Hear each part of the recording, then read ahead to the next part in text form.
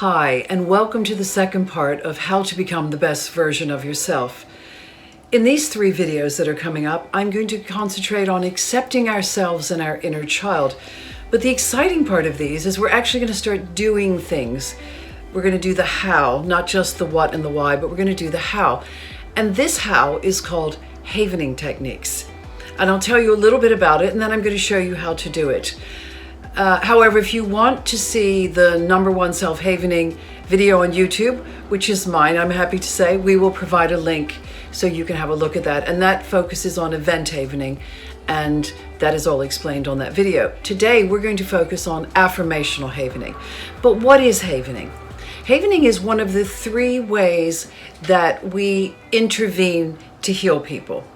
And I'll explain. There are 3 types of interventions, therapies that we use in our current world, the world that we're in now, which are, the first one is the psychology. So that's the talking therapies.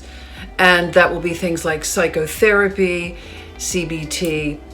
You're familiar with some of those, I'm sure. The second one is psychopharmacology. Now this is the medications that we take, like SSRIs, Prozac, things like that, that alter the chemicals of our brain. So the first one is more to do with the mind, the talking. The second is to do with the body, changing the chemical structure to think better or think differently. And the third is the psychosensory therapies. Now, psychosensory means mind and body. So we're connecting the mind and body, and yoga is also one of those. I'm sure you're all familiar with yoga. You know, we're focusing on our breath, what we're thinking. There's a level of meditation in it, but we're also using our body and stretching and manipulating ourselves in different positions, which creates this mind-body connection, and we feel grounded and less stressed, less anxious. This one is very quick, and you don't really need anything but clean hands. That's it. And a quiet space, if that's possible. If not, it's okay too. And there are, well, let me explain the word havening, actually. That's probably the best thing. Havening is the transitive verb of haven. And haven means safe place. So the whole purpose of this particular video is to create safety for our inner child. Because the person that's sitting there in the moment, yourself and myself, we are safe, but we remember times we get triggered, we get activated when we didn't feel safe, or maybe our needs weren't met. And that can bring things up in us and we feel overwhelmed, or somebody says something to us or does something and we're triggered. So this is a great technique to quickly interfere with that pattern of being triggered or being activated and get yourself calm. So there are 3 areas that we haven. The face, now this is butterfly kisses, not pulling on the skin, just very gently. You can do it with your hands like that. I'm going to pull out so you can see shoulders to elbows in a circular motion, right? Not up and down. You want to come out and around and down. And you can go right to your fingertips because your hands are the 3rd place that release delta waves. Now, you can also just do your hands, and you can obviously not have them up in the air, but imagine that you're like wiping sand off your hands, and you can have them under a table.